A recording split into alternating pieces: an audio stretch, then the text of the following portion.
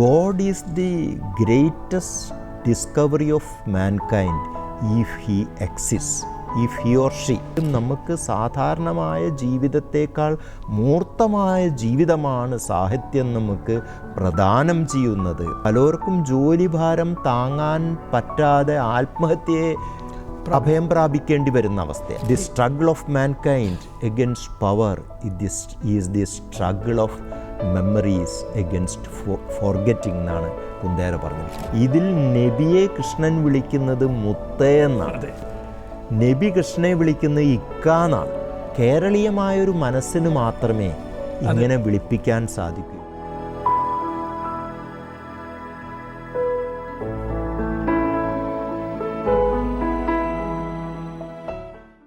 മലയാള സാഹിത്യത്തിന് പുതിയ ഭാവുകത്വം നൽകിയ ഒരുപിടി കഥകളും ശ്രദ്ധേയമായ നോവലുകളും സമ്മാനിച്ച ശ്രീ കെ പി രാമനുണ്ണി വീണ്ടും നമ്മൾക്കൊപ്പം എത്തുകയാണ്. വൈകാരികമായിട്ടും ചിന്താപരമായിട്ടും ആത്മീയമായിട്ടും വളരെയേറെ ക്ഷോഭിക്കുന്ന ഒരു വ്യക്തിത്വമാണ് താങ്കളെന്ന് സ്വയം സങ്കല്പിച്ചിട്ടുണ്ട്. ഇതിന് ഞാൻ പറയാൻ ഉദ്ദേശിക്കുന്നത്, അങ്ങേക്ക് എഴുത്തിൻ്റെ കാര്യത്തിൽ വളരെയേറെ ചിന്തിക്കുന്ന കാര്യത്തിലും ഓരോ ദർശനങ്ങളുടെ കാര്യത്തിലും അങ്ങേ വളരെയേറെ സ്വാധീനിച്ച വ്യക്തിയാണ് CV രാമൻപിള്ള എന്ന് പറഞ്ഞിട്ടുണ്ട്. അതെ അതെ അത് അങ്ങയുടെ ജീവിതത്തിൽ എൻ്റെ ഇടയ്ക്ക് നമ്മൾ തമ്മിലുള്ള സംസാരത്തിൽ നിന്ന് എനിക്ക് മനസ്സിലായിട്ടുള്ളത്, ജീവിതത്തിൽ വിസ്മരിക്കാനാവാത്ത 4-5 പേരുടെ കൂട്ടത്തിലൊന്ന് CV രാമൻപിള്ളയാണ്. CV രാമൻപിള്ളയുടെ ജീവിതത്തിൻ്റെ കാലത്തിൽ നമ്മൾ ജീവിച്ചതെന്നല്ല, നമ്മൾ അദ്ദേഹത്തിൻ്റെ രചനകളിലൂടെയാണ് അദ്ദേഹത്തെ മനസ്സിലാക്കിയതും അദ്ദേഹത്തിൻ്റെ ദർശനങ്ങളെ കണ്ടതും. ഈ ക്ഷോഭിക്കുന്ന യൗവനം, ഇപ്പോഴും യൗവനത്തിൻ്റെ ഒരു കാലം കഴിഞ്ഞിട്ടില്ല എന്നറിയാം, എന്നാൽ ഈ ക്ഷോഭിക്കുന്ന യൗവനവും CV രാമൻപിള്ളയും തമ്മിൽ എങ്ങനെയാണ് ചേർത്തത്? CVയും പിന്നെ എൻ്റെ എഴുത്തിൻ്റെ ക്ഷോഭവും തമ്മിലുള്ള ഒരു ബന്ധത്തെപ്പറ്റി ഞാൻ കൂടുതൽ ആലോചിച്ചിട്ടില്ല. CV ഞാൻ നേരിട്ട്, പിന്നെ മറ്റ് 3 വ്യക്തികളും നേരിട്ട് ബന്ധപ്പെട്ടിട്ടുള്ള ആൾക്കാരാണ്. CV എഴുത്തിൽ കൂടെ മാത്രമാണ്. CVക്ക് എൻ്റെ ജീവിതത്തിലുള്ള സ്ഥാനം എന്ന് പറഞ്ഞാൽ സാഹിത്യത്തിൻ്റെ പ്രാധാന്യം CVയുടെ കൃതികളിൽ കൂടെയാണ്. സാഹിത്യം എന്ന് പറഞ്ഞാൽ എല്ലാ കലകളുടെയും മാതാവാണ് എന്ന സത്യത്തെ എനിക്ക് മനസ്സിലാക്കി തന്നത് CVയുടെ എഴുത്താണ്. അപ്പോൾ എഴുത്തുകാരനാവുക എന്ന് പറഞ്ഞാൽ വളരെ പ്രധാനപ്പെട്ട കാര്യമാണ്. അതുകൊണ്ട് എനിക്ക് എഴുത്തുകാരനാവണം എന്നൊരു മോഹം എന്നിൽ ഉൽപ്പാദിപ്പിച്ചത് CVയുടെ എഴുത്താണ്. കാരണം എല്ലാ കലകളിൽ കൂടിയും ലഭിക്കുന്ന ഇന്നിരിയ അനുഭവങ്ങൾ സാഹിത്യത്തിൽ കൂടെ ലഭിക്കുമെന്നതിൻ്റെ ഉത്തമ ദൃഷ്ടാന്തം നമുക്ക് പിന്നെ മാർത്താണ്ഡവർമ്മയിലെ ആദ്യത്തെ അധ്യായത്തിൽ തന്നെ കാണാൻ പറ്റും. അതിൽ കൂടെ നമുക്ക് കാണാം, കേൾക്കാം, പിന്നെ മണക്കാം, സ്പർശിച്ചറിയാം, ഗന്ധങ്ങൾ അനുഭവിക്കാം. മാത്രമല്ല മനസ്സിൽ കൂടെ, അപരൻ്റെ മനസ്സിൽ കൂടിയും ആത്മാവിലേക്കൂടിയും സഞ്ചരിക്കാം. അപ്പോൾ ജീവിതത്തേക്കാൾ മൂർത്തമായൊരു ജീവിതമാണ് സാഹിത്യം. സാഹിത്യ രചനയാണെങ്കിലും സാഹിത്യം വായിക്കലാണെങ്കിലും നമുക്ക് സാധാരണമായ ജീവിതത്തേക്കാൾ മൂർത്തമായ ജീവിതമാണ് സാഹിത്യം നമുക്ക് പ്രദാനം ചെയ്യുന്നത്. അതുകൊണ്ട് ഒരു എഴുത്തുകാരനാവുക എന്ന് പറഞ്ഞാൽ വളരെ ഗൗരവമുള്ള കാര്യമാണ്, വളരെ ശ്രേഷ്ഠമായിട്ടുള്ള കാര്യമാണ് എന്ന ചിന്ത എന്നിൽ ഉൽപ്പാദിപ്പിച്ച CVയാണ്. അതുകൊണ്ടാണ് CV എന്നെ എഴുത്തിലേക്ക് പ്രചോദിപ്പിച്ച എഴുത്തുകാരെന്നുള്ള നിലയ്ക്കാണ് CVനെ എപ്പോഴും സ്മരിക്കുന്നത്. മാത്രമല്ല അതിൻ്റെ തമാശ എന്ന് പറഞ്ഞാൽ CV തെക്കൻ തിരുവിതാംകൂറുകാരനാണ്. അപ്പോൾ ഈ പൊന്നാനിക്കാർക്ക് പലപ്പോഴും അപരമായിട്ടുള്ളതിനോട് സ്നേഹം കൂടുതലാണ്. അങ്ങനെയുണ്ട്. അതും കൂടി ഇപ്പോൾ ഏറ്റവും തെക്കുള്ള ആളാണ് എന്നെ എഴുത്തുകാരനാവാൻ പ്രചോദിപ്പിച്ചത്. എൻ്റെ നാട്ടിലെ എഴുത്തുകാരൊക്കെ എനിക്കിഷ്ടമാണ്. ഉറൂബ്, MT, എടശ്ശേരി, അവരൊക്കെ എൻ്റെ സ്വന്തമാണ്. പക്ഷേ അപരമായിട്ട്, അപരം എന്ന് പറഞ്ഞുകൂടാ, അപരം എന്ന് പറഞ്ഞാൽ അതിൻ്റെ അർത്ഥം ദൂരത്ത് നിൽക്കുന്ന ഒരാൾ, മലബാറിൻ്റെ സംസ്കാരമല്ല, തെക്കൻ തിരുവിതാംകൂറിലുള്ള ഒരു എഴുത്തുകാരനാണ് എന്നെ എഴുത്തുകാരനാവാൻ പ്രചോദിപ്പിച്ചത്. അതേപോലെ തന്നെ എൻ്റെ ജീവിതത്തിൽ നിന്ന്, എൻ്റെ നഷ്ടപ്പെട്ടു പോകുമായിരുന്ന ഒരു ജീവിതത്തിൽ നിന്ന് എന്നെ രക്ഷപ്പെടുത്തിയത് ഓണാട്ടുകരക്കാരനായിട്ടുള്ള PM മാത്യു വെല്ലൂരാണ്. അതാണ്, എൻ്റെ നാട്ടുകാരനല്ല. അപ്പോൾ പൊന്നാനിക്കാർക്കുള്ള ഒരു ജീവിതാനുഭവങ്ങളുടെ സത്യമാണത്. എപ്പോഴും നമ്മളെക്കാൾ നമ്മളാക്കി മാറ്റുന്നത് അപരനാണ്. CV രാമൻപിള്ളയാണ് രാമനുണ്ണിയെ രാമനുണ്ണിയാക്കിയത്. PM Mathew വെല്ലൂരാണ് ഓണാട്ടുകരക്കാരനായിട്ടുള്ള PM Mathew വെല്ലൂരാണ് രാമനുണ്ണിക്ക് ജീവിതം നൽകിയത്. അപ്പോൾ നമ്മൾ നമ്മുടെ എന്ന് പറയുന്നത് ശരിക്ക് നമ്മുടേതല്ല, മറ്റുള്ളവർ നമുക്ക് തരുന്നതാണ് നമ്മുടേത്. മറ്റ് രണ്ട് വ്യക്തികൾ കൂടി അങ്ങയുടെ ജീവിതത്തെ സ്വാധീനിച്ചവരാണ്. അതിലേക്ക് നമുക്ക് പിന്നീട് വരാം. അതിനു മുമ്പ് ഈ കഥാപാത്രങ്ങളിലൂടെ ചിരപ്രതിഷ്ഠ നേടിയിട്ടുള്ള സാഹിത്യ കൃതികൾ ലോക സാഹിത്യത്തിലുണ്ട്, മലയാളത്തിലുമുണ്ട്. നമുക്ക് ഏറെ പരിചിതമായ മലയാളമാണ് സേതുവിലൂടെ കാലം എന്ന നോവൽ MT സാറിൻ്റെ, കുഞ്ഞേനച്ചനിലൂടെ പാറപ്പുറത്തിൻ്റെ അരനാഴിക നേരം, കറുത്തമ്മയിലൂടെയും പരിക്കുട്ടിയിലൂടെയും പളനിയിലൂടെയും ചെമ്മീൻ, പാത്തുമ്മയുടെ ആട്ടിലൂടെ പാത്തുമ്മ, അതുപോലെ രവിയിലൂടെ ഖസാക്കിൻ്റെ ഇതിഹാസം. ഇതുമായിട്ട് വെച്ച് നോക്കുമ്പോൾ എനിക്ക് തോന്നിയിട്ടുള്ള, എൻ്റെ മനസ്സിൽ തോന്നിയ ഒരു ചിന്തയാണത്. ഗോദവർമ്മ രാജ എന്ന ഒരു കഥാപാത്രത്തിലൂടെ ജീവിതത്തിൻ്റെ പുസ്തകത്തെ അടയാളപ്പെടുത്തിയാൽ എങ്ങനെ ഇരിക്കും? അതിനോട് യോജിക്കുന്നുണ്ടോ? ഗോവിന്ദവർമ്മ രാജ എന്ന കഥാപാത്രമാണ് ജീവിതത്തിൻ്റെ പുസ്തകത്തെ നിർണയിക്കുന്ന കഥാപാത്രം. ആ നോവല് ഉണ്ടാകുന്നത് ആ കഥാപാത്രത്തിൽ കൂടെയാണ്. അല്ല, എൻ്റെ ഒരു വളരെ സ്ട്രെയിറ്റ് ആയിട്ടുള്ളൊരു ചോദ്യമാണ്, ഗോവിന്ദവർമ്മ രാജയിലൂടെ ജീവിതത്തിൻ്റെ പുസ്തകം അറിയപ്പെടുന്നത്, അതിനോട് യോജിക്കുന്നുണ്ടോ എന്നാണ്? അല്ല, ജീവിതത്തിൻ്റെ പുസ്തകം ഗോവിന്ദവർമ്മരാജ് പ്രധാന കഥാപാത്രങ്ങളിൽ കൂടെ പലപ്പോഴും കൃതികൾ അറിയപ്പെടുമല്ലോ. പിന്നെ ജീവിതത്തിൻ്റെ പുസ്തകം എന്ന നോവല് ആ കഥ ഉണ്ടാക്കുന്ന പ്രധാന കഥാപാത്രം തന്നെ ഗോവിന്ദവർമ്മരാജയാണ്. ഗോവിന്ദവർമ്മരാജയ്ക്ക് ഒരു ട്രെയിൻ ആക്സിഡൻ്റ് ഉണ്ടാകുന്നതോടുകൂടിയാണ് അദ്ദേഹം വലിയൊരു തിരിച്ചറിവിലേക്ക് വരികയാണ്. അപ്പോൾ ജീവിതത്തിൻ്റെ പുസ്തകം പ്രദാനം ചെയ്യുന്ന തിരിച്ചറിവ് ഗോവിന്ദവർമ്മരാജയിൽ കൂടെയാണ് ഉണ്ടാകുന്നത്. അതായത് വലിയൊരു ബാങ്ക് ഓഫീസറും ഗൈനക്കോളജിസ്റ്റിൻ്റെ ഭർത്താവുമായിട്ട് ഇത്ര കാലം ജീവിച്ചത് ഒരു വ്യാജ ജീവിതമായിരുന്നു. താൻ വെറും പദവികളിൽ മാത്രമാണ് ജീവിച്ചിട്ടുള്ളത്.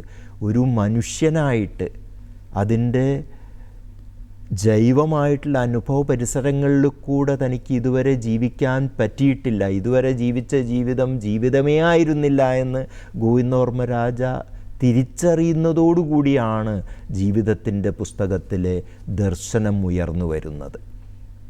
ഇന്നത്തെ ആധുനിക സംസ്കൃതി നമുക്ക് തരുന്ന ജീവിതം പലപ്പോഴും യഥാർത്ഥ ജീവിതമല്ല, പലപ്പോഴും യാന്ത്രികമായിട്ടുള്ള കപടമായിട്ടുള്ള ഒരു ജീവിതമാണ് നമുക്ക് നൽകുന്നത്.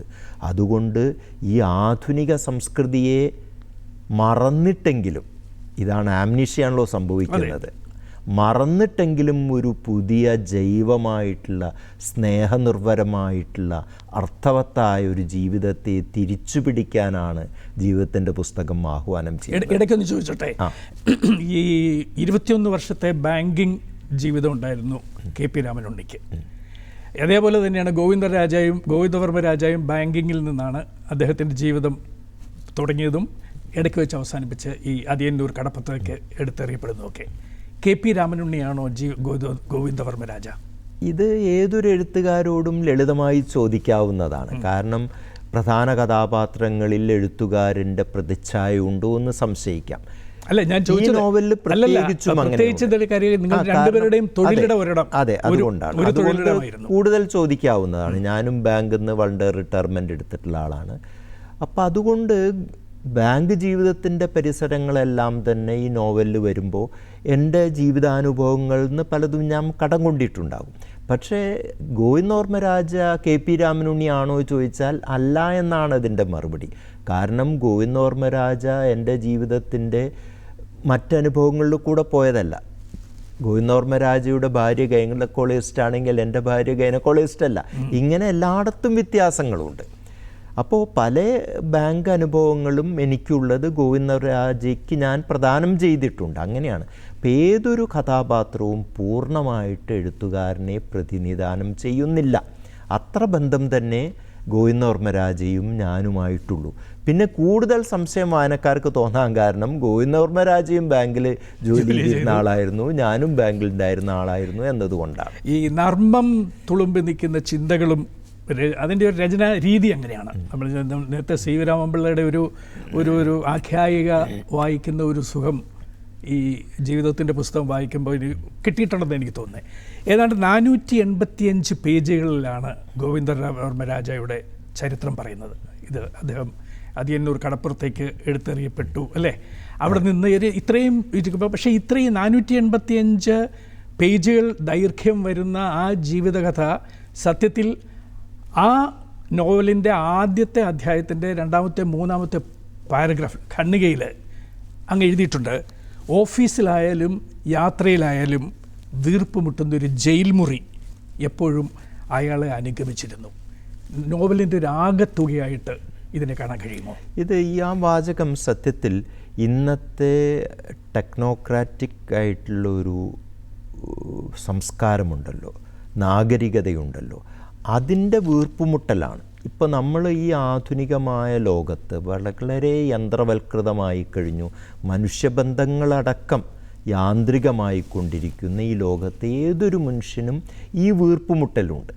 ഇപ്പോൾ ജോലിയാണെങ്കിൽ, ഇപ്പോൾ നമുക്ക് വർക്ക് ലൈഫ് ബാലൻസിനെ പറ്റി പറയുന്നു. ഏതൊരു ഓഫീസിൽ ജോലി എടുക്കുന്നവരോട് ചോദിച്ചാലും അവർക്ക് ടെൻഷനേ ഉള്ളൂ. ഒരു ജോലി എടുക്കുന്നവർക്കും ഇന്ന് ജോലിയിൽ നിന്ന് ആനന്ദം കണ്ടെത്താൻ പറ്റുന്നില്ല. ജോലി മുഴുവൻ ഒരു ഭാരമായിട്ട് മാറുകയാണ്. കാരണം ജോലിയിൽ നിന്ന് മനുഷ്യൻ വ്യവസായ വിപ്ലവത്തോടു കൂടി തന്നെ അന്യവൽക്കരിക്കപ്പെട്ടു. അത് ഇന്ന് കൂടുതൽ രൂക്ഷമായിക്കൊണ്ടിരിക്കുകയാണ്.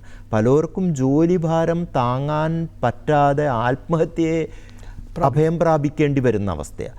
പിന്നെ കുടുംബ ബന്ധങ്ങളും യാന്ത്രികമായി വരികയാണ്. കുടുംബത്തിൻ്റെ അകത്തും സ്നേഹബന്ധങ്ങളും ഊഷ്മളതയും നിലനിർത്താൻ പറ്റുന്നില്ല. ഇപ്പോൾ കുട്ടികളുടെ അക്രമവാസനയൊക്കെ വളരുന്നതിനെപ്പറ്റി നോക്കുന്ന സമയത്ത് കുട്ടികളെ സ്നേഹിക്കാനും താലോലിക്കാനൊന്നും ആർക്കും ഒരു ഒഴിവില്ല. വരുമാനമുണ്ടാക്കാനുള്ള, പണമുണ്ടാക്കാനുള്ള ബദ്ധപ്പാടുകളിൽ ജീവിതം ഹോമിക്കുന്നു. അങ്ങനെ ജീവിതം ഒരു തടവറയായിട്ട്, നമ്മുടെ ഒപ്പം സ്വതന്ത്രരാണ് നമ്മൾ എങ്കിലും ഈ വ്യവസ്ഥിതി, ഈ ഘടന ഒരു തടവറ സൃഷ്ടിച്ചുകൊണ്ട് നമ്മളുടെ കൂടെ വരുന്നൊരവസ്ഥ നമുക്കുണ്ട്. അതാണ് ജീവിതത്തിൻ്റെ പുസ്തകത്തിൽ പറഞ്ഞ അവസ്ഥ. ആ തടവറയുടെ അഴികൾ കൂടുതൽ ബലവത്താവുകയും തടവറയുടെ വലിപ്പം ചുരുങ്ങുകയും ചെയ്തുകൊണ്ട് കൂടുതൽ ശ്വാസം മുട്ടിക്കുന്ന അവസ്ഥയിലേക്കാണ് നമ്മൾ നീങ്ങിക്കൊണ്ടിരിക്കുന്നത്. അപ്പോൾ ഈ ഒരു വ്യവസ്ഥിതിയിൽ നിന്ന് എങ്ങനെ ഈ വ്യവസ്ഥിതിയെ നമുക്ക് മാറ്റാൻ പറ്റും? പ്രായോഗികമായിട്ട് നമുക്ക് മാറ്റാൻ വലിയ പ്രയാസമാണ്. അപ്പോൾ ഇതിനെ മറന്നുകൊണ്ടെങ്കിലും നമുക്കതിനെ പരിഷ്കരിക്കാൻ സാധിക്കുകയില്ല. അതിനെ തിരസ്കരിച്ചു കൊണ്ടെങ്കിലും ഒരു ബദൽ ജീവിതം കടപ്പുറത്തായെങ്കിലും പോയിട്ട് നമുക്ക് സാക്ഷാത്കരിക്കാൻ പറ്റുമോ? കുന്തേരയാണ് പറഞ്ഞിട്ടുള്ളത്, ഓർമ്മയാണ് മനുഷ്യൻ്റെ വിമോചന മാർഗം എന്ന്. മനുഷ്യൻ എപ്പോഴും ഓർമ്മകളാണ് മനുഷ്യനെ വിമോചിപ്പിക്കുന്നത്. The struggle of mankind against power is the struggle of memories against forgetting എന്നാണ് കുന്തേര പറഞ്ഞിട്ടുള്ളത്. അപ്പോൾ ഓർമ്മയാണ് മനുഷ്യനെ വിമോചിതനാക്കുന്നതെന്നാണ് കുന്തേര പറയുന്നെങ്കിൽ, ജീവിതത്തിൻ്റെ പുസ്തകത്തിൽ മറവിയാണ്, ആംനീഷ്യയിൽ കൂടെയാണ് വിമോചനം. അപ്പോൾ മറവിയിൽ കൂടെയും നമുക്ക് വിമോചനം സാധ്യമാണ്. ജിദ്ദു കൃഷ്ണമൂർത്തിയൊക്കെ പറയാറുണ്ടല്ലോ, ഫ്രീഡം ഫ്രം നോളജ്. അത് പഴയ വിജ്ഞാനത്തിൻ്റെ ഓർമ്മകളിൽ നിന്നുള്ള വിമോചനമാണ് ശരിയായ വിമോചനം എന്ന ഒരു പുതിയ അർത്ഥതലത്തിലേക്ക് ജീവിതത്തിൻ്റെ പുസ്തകം വരുന്നു. എനിക്ക് എല്ലാ കാര്യത്തിലും കുന്തേരൻ്റെ ആചാര്യനാണ്, നോവലിൻ്റെ ആചാര്യനാണല്ലോ. പക്ഷേ കുന്തേരയുടെ ഒരു അടിസ്ഥാന സങ്കല്പത്തിന് വിരുദ്ധമായ ഒരു സങ്കല്പത്തിൽ കൂടെയാണ് ജീവിതത്തിൻ്റെ പുസ്തകം മുന്നോട്ട് പോകുന്നത്. ഈ മനുഷ്യ മനസ്സിൽ ഏറിയും കുറഞ്ഞും അനുഭവപ്പെടുന്ന പാപബോധം, അങ്ങ് വളരെ കൃത്യമായിട്ട് അതിനെക്കുറിച്ച് പ്രത്യേകിച്ച് സൂഫി പറഞ്ഞ കഥയെ എടുക്കുകയാണെങ്കിൽ നമുക്ക് അതിലേക്ക് എത്താം. ഈ മലയാളത്തിലെ പല എഴുത്തുകാരുടെയും ഈ അവരുടെ ഒരു സർഗ വൈഭവത്തിൻ്റെ ചുഴുക്കുറ്റിയായിട്ട് ഈ പാപബോധത്തെക്കുറിച്ചുള്ള ചിന്ത വന്നിട്ടുണ്ട്. നമുക്ക് ഏറ്റവും മികച്ച ഉദാഹരണം മലയാളത്തിൽ പറയുന്ന നാടകൃത്ത് CJ തോമസാണ് അല്ലേ. 1128 ക്രൈം 27, അതുപോലെ അവൻ വീണ്ടും വരുന്നു, ഇങ്ങനെയുള്ള നാടകങ്ങൾ എഴുതി അദ്ദേഹം പാപബോധത്തെ ഒരു വലിയ ഒരു ദുരന്തമായിട്ട് കണ്ട് അതിനെ സമീപിക്കുന്ന ഒരു രീതിയായിരുന്നു. പക്ഷെ അങ്ങയുടെ ഈ സൂഫി പറഞ്ഞ കഥയിൽ പ്രത്യേകിച്ച് ലൈംഗികത, ഈ പാപബോധം ഉണ്ടാകുന്ന ഏറ്റവും വലിയൊരു സംഗതി ലൈംഗികതയുടെ കൂടുതൽ ഉണ്ടാകാമല്ലോ. അപ്പോൾ അത് ഈ പാപബോധം അത്തെ ദൂരീകരിക്കുന്ന രീതിയിൽ ചിത്രീകരിക്കാനായിട്ട് അങ്ങ് ശ്രമിച്ചത് എന്ന്. അതെ, പലപ്പോഴും മലയാളത്തിൽ തന്നെ ആധുനിക കാല കഥാകാരന്മാർ, ഇപ്പോൾ വിജയനിലാണെങ്കിലും മുകുന്ദനിലാണെങ്കിലും ഒക്കെ അവരിൽ ലൈംഗികമായിട്ടുള്ള ചിത്രീകരണങ്ങൾ ധാരാളമുണ്ട്. പലയിടത്തും ലൈംഗികമായ അരാജകത്വം തന്നെ കൃതികളിൽ നമുക്ക് പലതും കാണാം. പക്ഷെ അതിൻ്റെ പിറകിലെല്ലാം തന്നെ ലൈംഗികതയെ പാപമായി കാണുന്ന ഒരു പാപബോധത്തിൻ്റെ നേരിയ അംശങ്ങളും നമുക്ക് കാണാൻ പറ്റും. പക്ഷേ എൻ്റെ കൃതിയുടെ വലിയൊരു വ്യത്യാസം, സൂഫി പറഞ്ഞ കഥയിൽ ലൈംഗികത ധാരാളമുണ്ട്, എന്നാൽ അതൊട്ടും പാപബോധത്തോടു കൂടിയിട്ടല്ല, അത് വളരെ ദിവ്യമായിട്ടുള്ളൊരു കാര്യമായിട്ടാണ് കാണുന്നത്. അപ്പോൾ ആധുനികവാദ സാഹിത്യകാരന്മാരിൽ നിന്നുള്ള വലിയൊരു വിച്ഛേദം ശരിക്കും ഈ സമീപനത്തിലുണ്ട്. ഇപ്പം എൻ്റെ ജീവിതത്തിൻ്റെ പുസ്തകത്തിലാണെങ്കിൽ മലയാളത്തിൽ ഏറ്റവും അധികം ലൈംഗിക മുഹൂർത്തങ്ങൾ ചിത്രീകരിക്കപ്പെട്ട കൃതി ഏതാണെന്ന് വെച്ചാൽ ജീവിതത്തിൻ്റെ പുസ്തകമായിരിക്കും. പക്ഷേ ഈ ചിത്രീകരണങ്ങളിലെല്ലാം തന്നെ സവിശേഷമായിട്ട് ഞാൻ ഊന്നിയിട്ടുള്ള കാര്യം, ഈ ലൈംഗിക മുഹൂർത്തങ്ങൾ എല്ലാം അവിടെ സ്ത്രീയും പുരുഷനും തമ്മിലുള്ള കൂടിച്ചേരൽ സ്നേഹനിർഭരമായിട്ടുള്ളൊരു രതിനെയാണ് ആവിഷ്കരിക്കുന്നത്. സ്നേഹരഹിതമായിട്ടുള്ള, ഇന്ന് ലൈംഗികത സ്നേഹരഹിതമായിട്ടുള്ള ശരീരം കൊണ്ടുള്ള ഒരു അഭ്യാസ പ്രകടനം മാത്രമായിട്ട് മാറുമ്പോൾ സ്നേഹനിർഭരമായിട്ടുള്ള ലൈംഗികത എങ്ങനെ ആയിരിക്കണം എന്നതിൻ്റെ ഒരു വിചിന്തനമാണ് സത്യത്തിൽ ജീവിതത്തിൻ്റെ പുസ്തകത്തിൽ ലൈംഗിക മുഹൂർത്തങ്ങളായിട്ട് വരുന്നത്. അത് അല്ലാതെ ലൈംഗികത ചിത്രീകരിച്ചിട്ട് കോപ്പി അധികം വിറ്റ് പോകാൻ വേണ്ടിയിട്ടില്ല. ഒരു ജീവിത ദർശനത്തിൻ്റെ പ്രതിഫലനമായിട്ടാണ് ലൈംഗികത അതിൻ്റെ അകത്ത് വരുന്നത്. അതിൽ തന്നെ പാപബോധമില്ലാത്ത സ്നേഹനിർഭരമായിട്ടുള്ള ലൈംഗികതയിൽ പാപബോധത്തിൻ്റെ കാര്യമേ ഇല്ല എന്ന ഒരു നിലപാടിലേക്കാണ് അതിൽ വരുന്നത്. അതായത് ദസ്തോവ്സ്കിയുടെ ഒരു നിരീക്ഷണമുണ്ട്, മനുഷ്യാസ്തിത്വത്തിൻ്റെ രഹസ്യം ജീവിച്ചിരിക്കുക എന്നതിലല്ല, ജീവിച്ചിരിക്കാൻ ഒരു കാരണം കണ്ടെത്തുക എന്നതിലാണ്. അത് ഇതിനായിട്ട് ഞാൻ കൂട്ടി യോജിപ്പിക്കാൻ ആഗ്രഹിക്കുന്നത്, ഈ ലൈംഗികത എന്ന് പറയുന്ന ഈ സോക്കോൾഡ് പാപബോധം നമ്മൾ മനുഷ്യരിൽ ഉണർത്തുന്ന ആ ചിന്തയിൽ നിന്ന് വ്യത്യസ്തമായി ഇതൊരു പവിത്രമായിട്ടുള്ള ഒരു സംഗതിയാണ്. അത് സ്നേഹിക്കുന്ന രണ്ട് മനസ്സുകൾ തമ്മിലുള്ള ഒരു ഐക്യമാണ് എന്ന് സ്ഥാപിക്കാനായിട്ടാണ് സൂഫി എന്ന് പറഞ്ഞ കഥയിൽ അങ്ങ് ശ്രമിച്ചത്. അത് ഒരിക്കലും പാപബോധത്തിൻ്റെ ചുഴുക്കുറ്റിയിൽ കിടന്ന് വലയാൻ മനുഷ്യനെ പ്രേരിപ്പിക്കുന്നതൊന്നല്ല അല്ലേ? അങ്ങനെയുള്ളൊരു കാഴ്ചപ്പാടോടുകൂടി തീർച്ചയായിട്ടും ഉണ്ട്. അപ്പോൾ മറ്റതിപ്പോൾ നമ്മൾ ജീവിതത്തിനെ പറ്റിയിട്ട് ജീവിതത്തിൽ ചോദിക്കുകയാണെങ്കിൽ ജീവിതത്തിൽ പ്രത്യേകിച്ച് അർത്ഥമൊന്നുമില്ല, നമുക്കങ്ങനെ പറയാം. പക്ഷേ ജീവിതം നമുക്ക് അർത്ഥമുണ്ടാക്കാനുള്ള വലിയൊരു അവസരമാണ്. അതാണ് ദോസ്റ്റോവ്സ്കി അങ്ങനെ പറയാൻ കാരണം. ഏതൊരു ജീവിതത്തിലും അതിന് തനതായിട്ട് നോക്കുകയാണെങ്കിൽ എന്താ അർത്ഥമുള്ളത്? ആ ജീവിതത്തിന് അർത്ഥം നമ്മൾ കണ്ടെത്തുകയാണ്, നാം സൃഷ്ടിച്ചെടുക്കുകയാണ്. അപ്പോൾ ഈ കാര്യത്തിൽ എൻ്റെ ഒരു അഭിപ്രായമുള്ളത് എന്ന് പറഞ്ഞാൽ ഗിവണായിട്ടൊന്നുമില്ല. അപ്പോൾ അർത്ഥമാണെങ്കിലും ജീവിതത്തിൻ്റെ വിമോചനമാണെങ്കിലും ഒക്കെ തന്നെ ആരെങ്കിലും നമുക്ക് നൽകുന്നതായിട്ടില്ല, നമ്മൾ തന്നെ ഉണ്ടാക്കിയെടുക്കേണ്ടതായിട്ടാണുള്ളത്. ഇപ്പോൾ ദൈവത്തെപ്പറ്റി പറയുകയാണെങ്കിൽ തന്നെ ദൈവമുണ്ടോ ഇല്ലേ എന്നുള്ള വലിയ ചർച്ചയൊക്കെ നടക്കുന്ന സമയത്ത് കന്നഡ എഴുത്തുകാരനായിട്ട് കുവമ്പുവിൻ്റെ മുന്നിൽ വെച്ചിട്ട് കുറേ ബുദ്ധിജീവികൾ ദൈവമുണ്ടോ ഇല്ലേ എന്ന് പറഞ്ഞ് വലിയ ചർച്ച നടത്തി. അദ്ദേഹം ചോദിച്ചു, എന്ത് മണ്ടത്തരാണ് നിങ്ങൾ തർക്കിച്ചു കൊണ്ടിരിക്കുന്നത്? നിങ്ങളൊരു പുതിയ വീട്ടിൽ വന്നാൽ അവിടെ ഇഡ്ഡലി ഉണ്ടോ ഇഡ്ഡലി ഇല്ലേ എന്ന് പറഞ്ഞ് തർക്കിക്കുകയാണോ വേണ്ടത്? ഇഡ്ഡലി ഇല്ലെങ്കിൽ ഉണ്ടാക്കല്ലേ വേണ്ടത്? അപ്പോൾ അതാണ്, നമ്മൾ എല്ലാം ക്രിയേറ്റ് ചെയ്യുന്നതാണ്, ഒന്നും ഗിവണായിട്ടുള്ളതല്ല. അപ്പോൾ ദൈവം എന്നുള്ള ശക്തി ഉണ്ടോ ഇല്ലേ എന്നതിനെപ്പറ്റി പല ചിന്തകളും പല അഭിപ്രായ വ്യത്യാസങ്ങളും ഉണ്ട്. ആസ്തികരായിട്ടുള്ളത് ഉണ്ട് എന്ന് പറയുന്നു, നാസ്തികരായിട്ടുള്ളവരില്ല എന്ന് പറയുന്നു. പക്ഷെ ഞാൻ പലപ്പോഴും പറയാറുള്ള ഒരു കാര്യം, God is the greatest discovery of mankind if he exist, if he or she.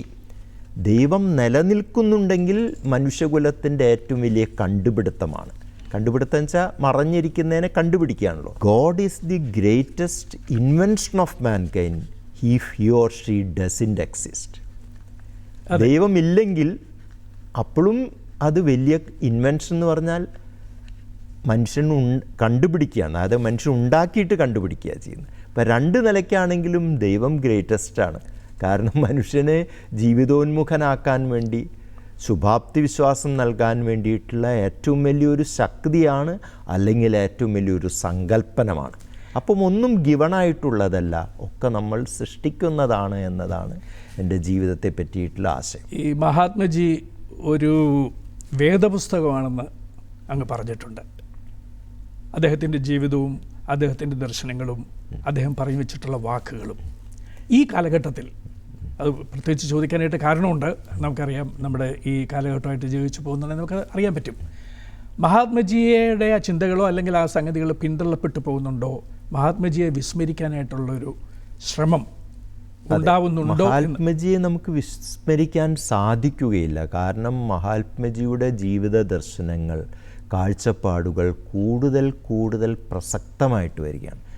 Mahatmaji ഒരു വേദപുസ്തകം എന്ന് പറയാൻ കാരണം മഹാത്മജി പറഞ്ഞിട്ടുള്ളത് പിന്നെ എൻ്റെ ജീവിതമാണ് എൻ്റെ സന്ദേശം എന്നാണ് പറഞ്ഞിട്ടുള്ളത്. അപ്പോൾ അദ്ദേഹത്തിൻ്റെ ജീവിതമാണ്, അദ്ദേഹത്തിൻ്റെ ജീവിതം തന്നെയാണ് ഒരു പാഠപുസ്തകം അല്ലെങ്കിൽ വേദപുസ്തകമായിട്ട് നമുക്കുള്ളത്. ആ വേദപുസ്തകത്തിൽ അദ്ദേഹം മുന്നോട്ട് കൊണ്ടുവന്ന കാര്യങ്ങളെല്ലാം കൂടുതൽ കൂടുതൽ പ്രസക്തമാകുകയാണ്. കാരണം അഹിംസ, യുദ്ധം അല്ലെങ്കിൽ ഹിംസ കൊണ്ട് ഒന്നും പരിഹരിക്കാൻ സാധിക്കുകയില്ല എന്ന് അദ്ദേഹം പറഞ്ഞു. നമുക്ക് അഹിംസ കൊണ്ട് മാത്രം തന്നെ നമുക്ക് ഇന്ന് എന്ത് അഭിപ്രായ വ്യത്യാസമുണ്ടെങ്കിലും ഹിംസയിൽ കൂടെ ഉള്ള പരിഹാരങ്ങളെല്ലാം പരിഹാരമേ അല്ല, അത് കൂടുതൽ ഹിംസയെ ഉൽപ്പാദിപ്പിക്കുക മാത്രമേ ഉള്ളൂ എന്നത് ഇന്ന് കൂടുതൽ പ്രസക്തമായി വരികയാണ്. ഇന്ന് ആണവായുധങ്ങളും നശീകരണമായിട്ടുള്ള മറ്റ് സാമഗ്രികളും ഉള്ള സമയത്ത് ഹിംസയിൽ കൂടെ നമുക്കൊന്നും പരിഹരിക്കാൻ സാധിക്കുകയില്ല എന്ന് വ്യക്തമായി കഴിഞ്ഞു.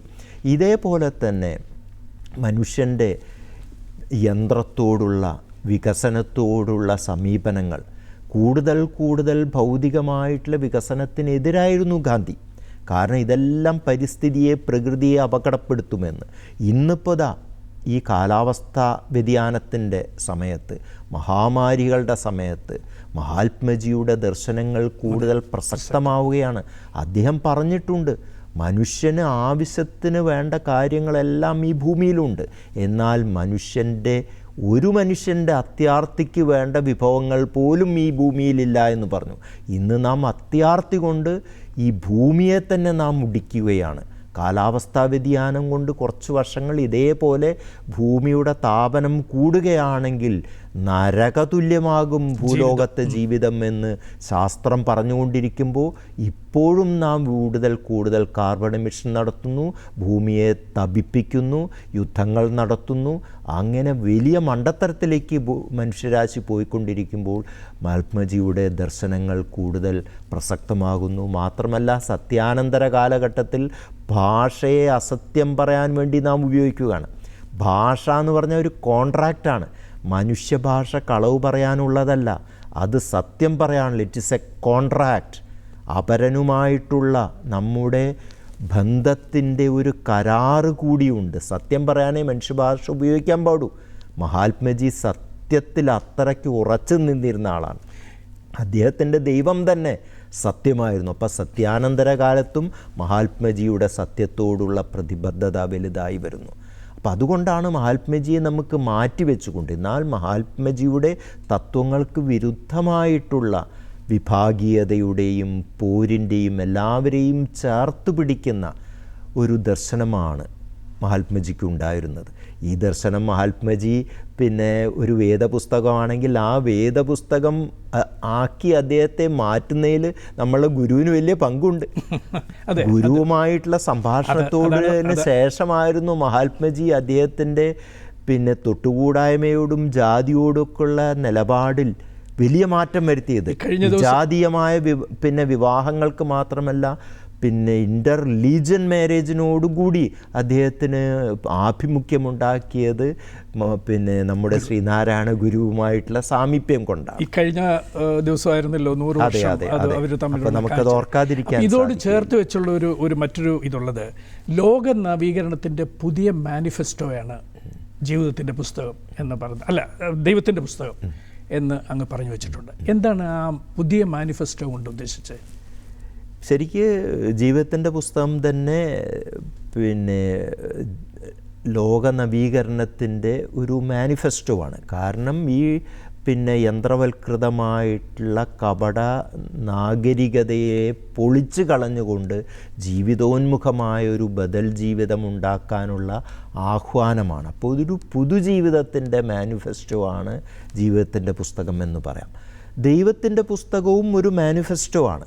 അത് ഇതുവരെയുള്ള മനുഷ്യൻ്റെ ചരിത്രത്തെ മുഴുവൻ വിചാരണ ചെയ്തുകൊണ്ട് എവിടെയാണ് മനുഷ്യന് പിഴച്ചത് എന്ന് കണ്ടുപിടിക്കാൻ ശ്രമിച്ചുകൊണ്ട്, അതായത് എത്രയോ പണ്ഡിതന്മാർ, സംഗീതജ്ഞന്മാർ, ദാർശനികർ, രാഷ്ട്രതന്ത്രജ്ഞന്മാർ ഒക്കെ ഉണ്ടായിട്ടും മനുഷ്യജീവിതം എന്തെങ്ങനെയായിപ്പോയത്, ഇങ്ങനെ ഒരു കെട്ടകാലത്ത് നമ്മളെങ്ങനെ എത്തിയത് എന്നതിൻ്റെ ഒരു വിചാരണ കൂടിയാണ് ദൈവത്തിൻ്റെ പുസ്തകം. ഈ വിചാരണയ്ക്ക് വേണ്ടിയിട്ടുള്ള ചില പിന്നെ ന്യായാധിപന്മാരായിട്ടാണ് അതിൽ ശ്രീകൃഷ്ണനും മുഹമ്മദ് നബിയും യേശുക്രിസ്തുവും എല്ലാം വരുന്നത്.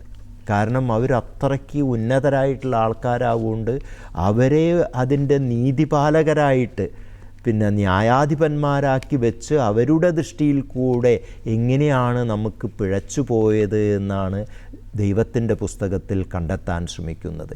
ഈ സമയത്താണ് നമുക്ക് കേരള സംസ്കാരത്തിൻ്റെയും പൊന്നാനി സംസ്കാരത്തിൻ്റെയും ഒരു പ്രസക്തി വരുന്നത്. കാരണം ഇതിൽ നബിയുടെ ജീവിതം പൂർണ്ണമായി ചിത്രീകരിച്ച ലോകത്തെ തന്നെ ആദ്യത്തെ ഒരു പുസ്തകമാണ് ഇത് എന്നൊക്കെ പലരും വിലയിരുത്തിയിട്ടുണ്ട്. പൂർണ്ണമായിട്ട് നബിയുടെ ജീവിതം, ശ്രീകൃഷ്ണൻ്റെ ജീവിതം ഇതിൽ വരുന്നുണ്ട്. അതല്ല ഈ പുസ്തകത്തിൻ്റെ സവിശേഷത, അതിൻ്റെ മാഹാത്മ്യവുമല്ല. ഇതിൽ നബിയെ കൃഷ്ണൻ വിളിക്കുന്നത് മുത്തേ എന്നാണ്, നബി കൃഷ്ണനെ വിളിക്കുന്നത് ഇക്ക എന്നാണ്. കേരളീയമായൊരു മനസ്സിന് മാത്രമേ ഇങ്ങനെ വിളിപ്പിക്കാൻ സാധിക്കുകയുള്ളൂ. കാരണം കരുണാവാൻ നബി മുത്തുരത്നമോ എന്ന് പാടിയ ഗുരുവിൻ്റെ സംസ്കാരം സ്വാംശീകരിക്കാതെ എനിക്കൊരിക്കലും നബിയെക്കൊണ്ട് കൃഷ്ണനെ ഇക്കാന്ന് വിളിപ്പിക്കാൻ സാധിക്കുകയില്ല. മാത്രമല്ല ഈ വിളി ശരിക്ക് ഹൈന്ദവ തത്വപ്രകാരവും ഇസ്ലാമിക തത്വപ്രകാരവും ക്രിസ്തീയ തത്വപ്രകാരവും ശരിയാണ്. കാരണം ഈ അവതാരങ്ങൾ അല്ലെങ്കിൽ പ്രവാചകന്മാരെല്ലാം ഒരേ ദൈവത്തിൻ്റെ മക്കളാണ് എന്ന സങ്കല്പമാണ് എല്ലാ മതങ്ങളിലുമുള്ളത്. ആ സങ്കല്പം, മതത്തിൻ്റെ മൂല്യങ്ങളുടെ അടിസ്ഥാന സങ്കല്പമാണ് ശരിക്ക് ശ്രീനാരായണ ഗുരുവെല്ലാം ഉയർത്തിയത്. ഇത് കേരളത്തിൻ്റെ സംസ്കാരത്തിൻ്റെ സവിശേഷത കൂടിയാണ്. അപ്പോൾ ഈ ദൈവത്തിൻ്റെ പുസ്തകം ആരാ എഴുതി വെച്ചിട്ടുണ്ടെങ്കിൽ എനിക്ക് അതിൽ യാതൊരു പങ്കുമില്ല എന്നാണ് ഞാൻ പറയാറുള്ളത്. ഇതിൻ്റെ നാടെഴുതിയ പുസ്തകമാണ്, എൻ്റെ പൊന്നാനി എഴുതിയ പുസ്തകമാണ്. ശ്രീ കെ പി രാമനുണ്ണിയുമായിട്ടുള്ള സംഭാഷണം അവസാനിക്കുന്നില്ല.